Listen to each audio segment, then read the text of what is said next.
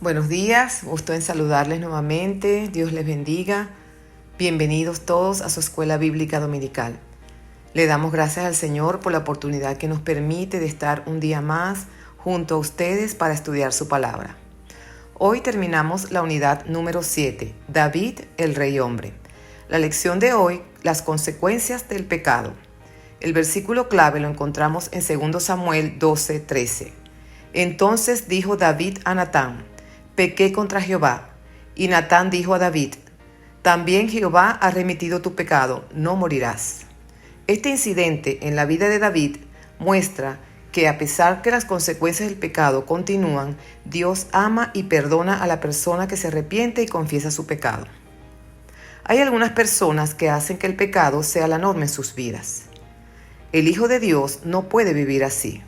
Es posible que un creyente caiga en el pecado, pero usted puede estar seguro de que no quedará en esa condición, sino que tendrá en su corazón el deseo de volverse a Dios. Eso es lo que caracteriza y lo que distingue a quienes pertenecen a Dios de los que no son sus hijos. Una oveja bien puede caer en el lodo, pero no se quedará allí, no le gustará y hará todo lo posible por salirse lo más pronto posible. Sin embargo, un cerdo sí se queda en el lodo. Ese es su elemento natural y allí se encuentra bien.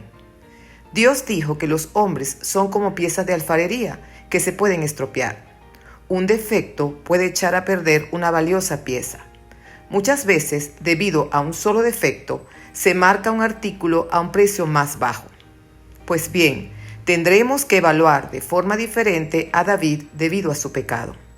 En el estudio anterior, vimos el pecado de David en toda su negrura y fealdad. La palabra de Dios no atenuó su gravedad. Su pecado fue tan negro como la tinta, tan oscuro como la noche y tan hondo como el abismo. Pero David no se quedó en el lodo de la inmundicia, sino que salió de allí y vino a los brazos de su Señor con una actitud de reconocer su pecado, al arrepentirse de corazón y clamar por perdón. La verdad es que Dios ya hizo algo más en cuanto al pecado de todos los seres humanos. Entregó a su Hijo Jesucristo para que muriera en la cruz y pagar la pena del pecado, tuyo y mío. Fue Dios quien dijo que el pecado es tan atroz que exigió la muerte de su Hijo. Ahora, si insistimos en permanecer alejados de Dios, estamos perdidos. Si somos hijos de Dios y caemos en pecado, podemos tener la seguridad de que Dios, nuestro Padre, se ocupará de nosotros y nos perdonará si venimos a Él con una actitud de reconocer nuestros pecados y pedirle perdón, y de esta manera seremos restaurados. Comencemos con el primer punto de nuestra lección. El pecado es descubierto, y la base bíblica la encontramos en 2 Samuel 12, del 1 al 7a. Jehová envió a Natán a David, y viniendo a él le dijo: había dos hombres en una ciudad, el uno rico y el otro pobre. El rico tenía numerosas ovejas y vacas, pero el pobre no tenía más que una sola corderita que él había comprado y criado, y que había crecido con él y con sus hijos juntamente, comiendo de su bocado y bebiendo de su vaso, y durmiendo en su seno, y la tenía como a una hija. Y vino uno de camino al hombre rico, y éste no quiso tomar de sus ovejas y de sus vacas, para guisar para el caminante que había venido a él, sino que tomó la oveja de aquel hombre pobre, y la preparó para aquel que había venido a él. Entonces se encendió el furor de David en gran manera contra aquel hombre, y dijo a Natán: vive Jehová, que el que tal hizo es digno de muerte, y debe pagar la cordera con 4 tantos, porque hizo tal cosa y no tuvo misericordia. Entonces dijo Natán a David: tú eres aquel hombre. David creía que se había podido evadir de las consecuencias de su pecado, pero se equivocó. La Biblia no dice cuánto tiempo pasó luego de la muerte de Urías, pero podemos asumir que no pasó mucho tiempo antes que David recibiera el llamado de atención de Dios por su gran pecado, tanto por el adulterio con Betsabé como por el asesinato de su marido Urías. El hijo de Betsabé y David ya había nacido y todavía era pequeño. Y si Dios dio un tiempo a David antes de confrontarlo, fue para darle la oportunidad de arrepentirse. Y esto es lo que hace el Señor con cada uno de nosotros. Es paciente con todos nosotros, no queriendo que ninguno perezca, sino que todos procedan al arrepentimiento. Segunda Pedro 3:9b. El Señor envió al profeta Natán para confrontar a David por su pecado, pero no lo hizo en forma frontal, sino usando una parábola, con el propósito de revelar a David lo que él era realmente. La palabra de Dios es un espejo que nos manifiesta realmente lo que somos. Natán sostendría el espejo enfrente de David para que pudiera contemplarse. Como profeta, Natán era requerido para confrontar el pecado, incluso el de un rey. Se necesitó un gran valor, habilidad y tacto para hablar con David de forma tal que lo hiciera ver sus malas acciones. Cuando tengamos que confrontar a alguien por algún pecado, pidamos al Señor sabiduría, tacto y valor. Si queremos que esa persona responda de una manera constructiva, pensemos lo que le vamos a decir. La forma en que presentamos el mensaje es tan importante como lo que decimos. El pecado de David fue desagradable a Jehová, pero David no escuchaba la convicción del Espíritu ni su conciencia. El Señor fue quien tomó la iniciativa en descubrir su pecado. No podemos escondernos de la presencia de Dios. Tarde o temprano, el Señor traerá a la luz nuestros pecados. Esta es una enseñanza para nosotros. Cuando escuchamos el llamado de Dios por medio de su Espíritu, que nos invita a arrepentirnos cuando le fallamos, debemos responder inmediatamente. Natán le contó a David una parábola acerca de dos hombres que vivían en una ciudad. Uno de ellos era rico y el otro pobre. El rico tenía muchos ganados y rebaños. El pobre, en cambio, tenía solamente una ovejita.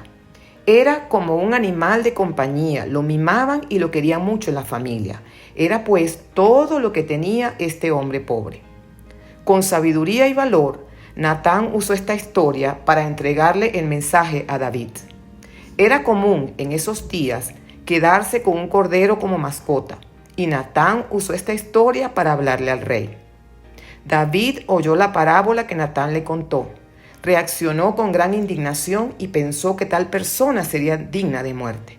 David debía condenar su propio pecado antes de poder encontrar perdón. A menudo intentamos encontrar refugio evadiendo nuestro pecado. Es interesante comprobar cuán fácil nos resulta ver el pecado de otro y no reconocer nuestros propios pecados. Y esto precisamente fue lo que hizo David. El uso del juramento "Vive Jehová" de parte de David muestra lo apasionado que fue su indignación. Llamó a Dios a ser testigo de la justicia de su sentencia de muerte contra aquel hombre rico y la restitución del valor de la corderita 4 veces más, según lo dice la Biblia en Éxodo 22:1.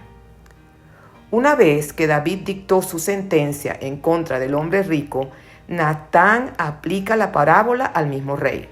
La sentencia recayó sobre él mismo y le dijo: tú eres aquel hombre. David condenó a otro su mal proceder, pero no reconoció su falta ante Dios por los pecados cometidos. Mateo 7, 3 y 5 dice: ¿y por qué miras la paja que está en el ojo de tu hermano y no echas a ver la viga que está en tu propio ojo? Hipócrita, saca primero la viga de tu propio ojo y entonces verás bien para sacar la paja del ojo de tu hermano. Pasemos al segundo punto de nuestra lección. El pecado acarrea consecuencias. Y la base bíblica la encontramos en 2 Samuel 12, 7b a 10. Así ha dicho Jehová, Dios de Israel: yo te ungí por rey sobre Israel, y te libré de la mano de Saúl, y te di la casa de tu señor, y las mujeres de tu señor en tu seno. Además te di la casa de Israel y de Judá. Y si esto fuera poco, te habría añadido mucho más. ¿Por qué pues tuviste en poco la palabra de Jehová, haciendo lo malo delante de sus ojos? A Urías Heteo heriste a espada y tomaste por mujer a su mujer, y a él lo mataste con la espada de los hijos de Amón. Por lo cual ahora no se apartará jamás de tu casa la espada, por cuanto me menospreciaste y tomaste la mujer de Urías Heteo para que fuese tu mujer. Estas palabras pronunciadas por Natán a David dictaron el costo final de su pecado. Dios le dice a David por medio del profeta estas palabras: yo te ungí, te libré, te di la casa de Israel y de Judá. Y si esto fuera poco, te habría añadido mucho más. Dios le explicó a David que su pecado era realmente una vulgar expresión de ingratitud. Cuando Dios le dio todo a David y mucho más para darle, David prefirió buscar el pecado. Además le dice: ¿por qué pues tuviste en poco la palabra de Jehová, haciendo lo malo delante de sus ojos? Con su pecado, David tuvo en poco la palabra de Jehová. Actuó como si el mandamiento de Dios no tuviese ningún valor. Así de serio es el pecado delante de Dios. Por eso debemos tener cuidado de no desobedecer la palabra del Señor, porque seremos disciplinados por Él, ya que Él es un Dios santo que merece obediencia. Y hay algo más que el Señor le dice a David, y es lo siguiente: a Urías Heteo heriste espada, tomaste por mujer a su mujer. Esta es otra manera de decirle: tú eres aquel hombre. Dios no iba a permitir que David culpara a nadie más. Él era el culpable. Dios pronunció el castigo para David y le dice: por lo cual ahora no se apartará jamás de tu casa la espada, por cuanto me menospreciaste y tomaste la mujer de Urías Heteo para que fuese tu mujer. Dios prometió que desde ese mismo día en adelante David conocería la violencia y el derramamiento de sangre entre sus propios miembros de familia. La espada jamás se apartó de su propia casa. Eso le provocó la muerte de 4 de sus hijos: el hijo de Betsabé, Amón, Absalón y Adonías. Absalón se rebeló en su contra, dividiendo el reino temporalmente y acostándose en público con todas sus concubinas. Muchos que viven abierta y secretamente en pecado creen que esto no tiene ningún efecto en su relación con Dios, pero menospreciar el mandamiento de Dios significa menospreciar a Dios mismo. Primera Juan 1:6 dice: si decimos que tenemos comunión con Él y andamos en tiniebla, mentimos y no practicamos la verdad. Dios ni siquiera usó el nombre de Betsabé. Él quería que David la considerara como la mujer de Urías, recalcando su pecado. El pecado traerá consecuencias inevitables para todos aquellos que lo practican, y nadie puede escapar de ellas, ni siquiera pudo hacerlo David. Y esta misma historia se repite en la vida de todos los pecadores que pagan un precio muy alto y la condena en la eternidad. Dios nos acusa y nos condena uno por uno para poder salvarnos uno a uno. Una salvación personal requiere de convicción de pecado personal. No era suficiente para David confesar un pecado en sentido general. Él tenía que confesar su pecado de manera específica. Gálatas 6:7 dice: no os engañéis, Dios no puede ser burlado, pues todo lo que el hombre sembrare, eso también segará. Pasemos al tercer punto de nuestra lección. Dios perdona al pecador arrepentido. La base bíblica la encontramos en 2 Samuel 12, 13 a 15a. Entonces dijo David a Natán: pequé contra Jehová. Y Natán dijo a David: también Jehová ha remitido tu pecado, no morirás. Mas por cuanto con este asunto hiciste blasfemar a los enemigos de Jehová, el hijo que te ha nacido ciertamente morirá. Y Natán se volvió a su casa. El pecado trae un gran costo a la vida de los seres humanos y en la eternidad el juicio final. Pero ¿cómo contrarrestar el costo del pecado? El mismo David nos enseña cómo hacerlo. David sabe que puede apelar a la misericordia de Dios y ser perdonado por sus pecados, pero para ello él sabe que debe comenzar por reconocer su falta. En el Salmo 51, 2 al 4, él lo expresa y dice: lávame más y más de mi maldad y límpiame de mi pecado, porque yo reconozco mis rebeliones y mi pecado está siempre delante de mí. Contra ti solo he pecado y he hecho lo malo delante de tus ojos. El paso número 1 para la reconciliación es la confesión del pecado. Debemos admitir y reconocer que hemos fallado y hacerlo en forma clara y precisa. Y esto fue lo que hizo David con estas palabras: pequé contra Jehová. La confesión de David es un buen ejemplo. Puso la culpa directamente sobre sus propios hombros. No minimizó su ofensa. Se dio cuenta de que había pecado especialmente contra Dios. Esa es una buena señal de un espíritu totalmente quebrantado. No hay excusa, nada que esconder, no más pecado encubierto. No busca una forma de escapar, no más pretextos, no apela a la debilidad humana.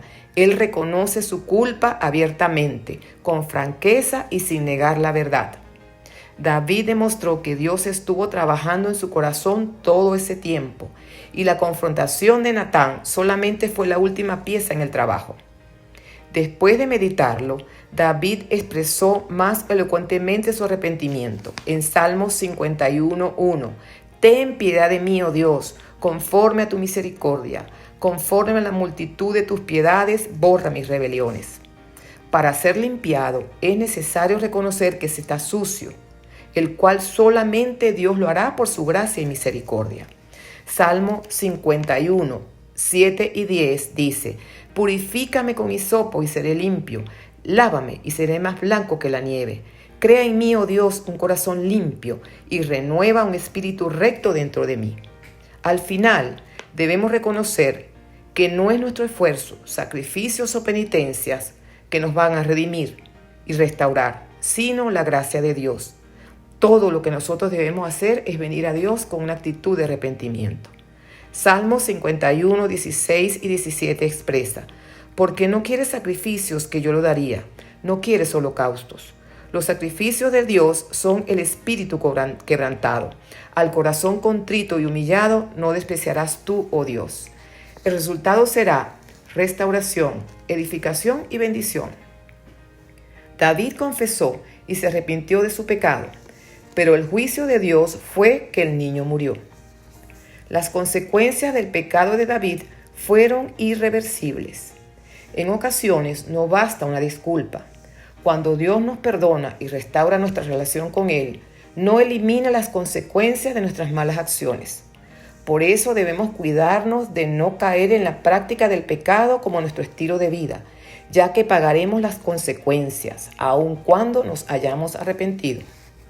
Pasemos al último punto de nuestra lección: la muerte del primer hijo de Betsabé. Y la base bíblica la encontramos en 2 Samuel 12, 15b a 20. Y Jehová hirió al niño que la mujer de Urías había dado a David, y enfermó gravemente. Entonces David rogó a Dios por el niño, y ayunó David y entró y pasó la noche acostado en tierra. Y se levantaron los ancianos de su casa, y fueron a él para hacerlo levantar de la tierra, mas él no quiso ni comió con ellos pan.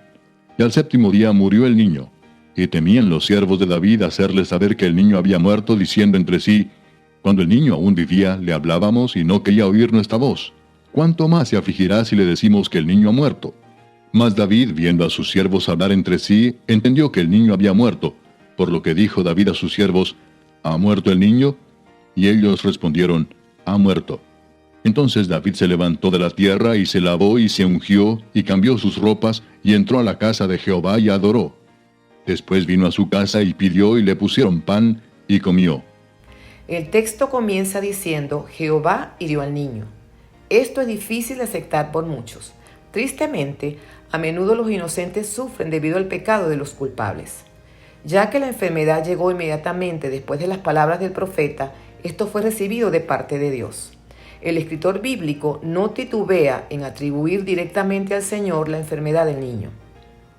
Esto era aún más trágico para David y Betsabé que para el propio niño. Su hijo sufrió por varios días y podemos confiar en el consuelo de Dios que se extendió a este niño durante ese tiempo de sufrimiento. Al final de su sufrimiento, el niño fue a la presencia del Señor. Aunque el pequeño murió, el castigo recayó directamente sobre David y Betsabé y no sobre el niño. La misericordia de Dios para con sus descarriados y arrepentidos hijos será demostrada al convertir los resultados de su pecado en un fuego purificador. Esto ilustra un principio importante. Incluso cuando el pecado es perdonado, un precio debe ser pagado. Dios no simplemente excusa o deja pasar por alto el pecado. David rogó a Dios por el niño, y él hizo lo correcto, al tomar el anuncio del juicio de Dios como una invitación a buscar la misericordia ferviente del Señor. Cuando el juicio de Dios es anunciado, no debemos recibirlo pasivamente ni con resignación. Debemos clamar a Dios en arrepentimiento y pedir por su gracia y misericordia. Dice la palabra del Señor que David ayunó y el niño murió. Esto muestra que la oración y el ayuno no cambian la decisión de Dios. Pusieron a David en el lugar correcto para recibir de Dios lo necesario, pero no forzaron a Dios a cambiar su plan. La oración y el ayuno son demostraciones del sometimiento al poder y a la voluntad de Dios. David entró a la casa de Jehová y adoró. Esto muestra que la oración y el ayuno de David fueron contestados.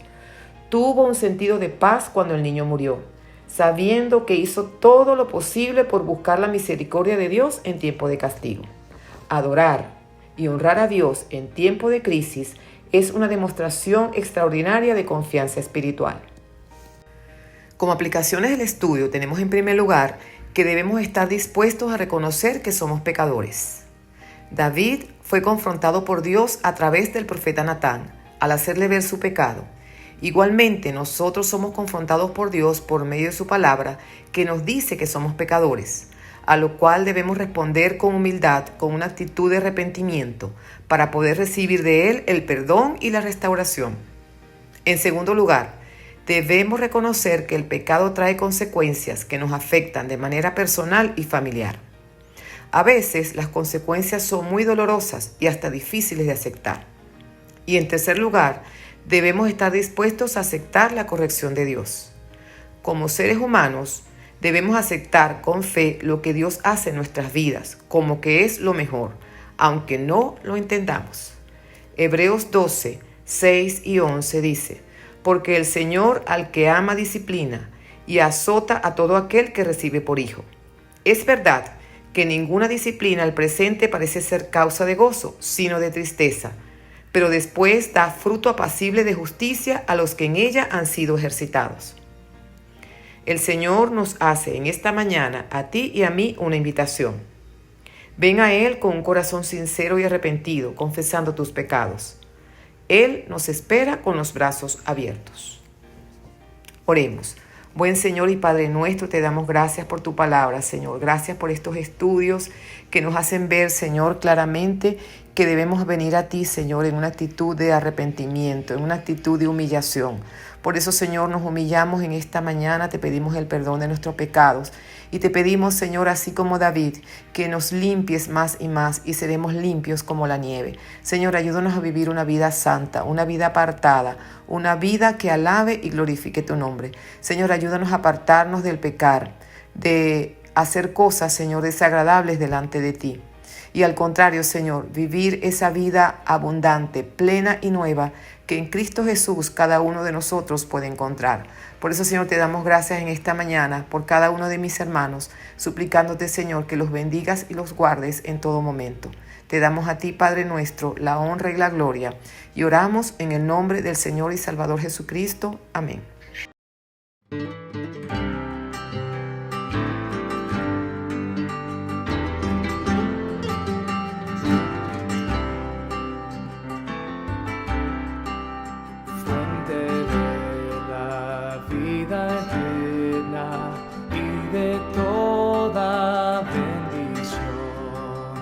Ensalzar tu gracia llena debe cada corazón, tu piedad inagotable, abundante en perdonar, unido ser adorable, gloria a ti debemos dar,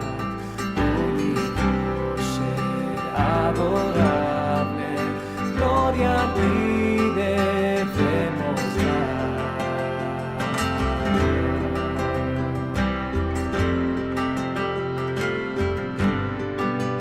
Toma nuestros corazones, llénalos de tu verdad, de tu espíritu los dones y de toda santidad. Guíanos en obediencia, humildad, amor y fe. Nos ampare tu clemencia, Salvador propicio sé. Cristo fuente